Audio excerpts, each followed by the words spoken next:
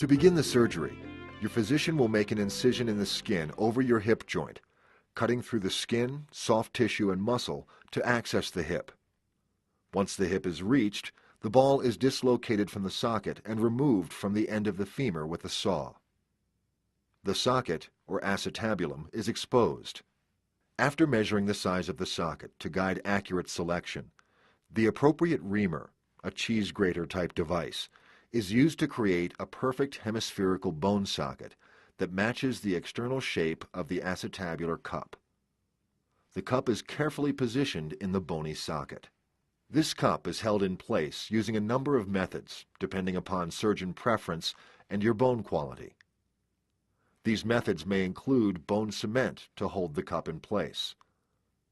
Most cups are designed to allow bone to grow into the metal surface to hold the cup in place. These cups have a roughened or specially prepared surface, which is designed to allow ingrowth of bone into the metal itself.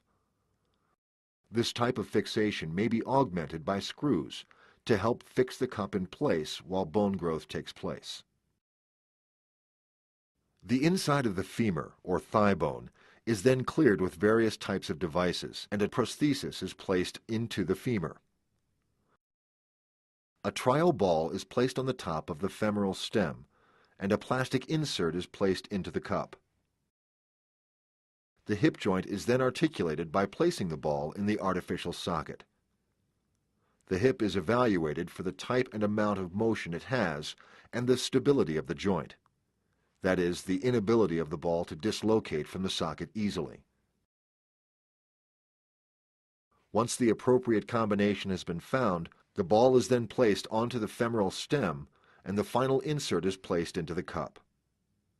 The leg is evaluated again for stability and mobility and leg length equality. Throughout the operation, numerous measurements and operative considerations are taken to equalize leg lengths. However, the primary goal is to achieve a stable, non-dislocating hip. Prior to final assembly of the total hip, leg lengths are again evaluated. The new implants will replicate your hip joint. Your physician will rinse out debris from the hip joint with sterile fluid and then close the wound in layers with stitches and/or staples. A plastic drain may be placed in your hip and removed later. The purpose of the drain is to remove blood from the inside of the joint and tissues that might accumulate in the area after surgery.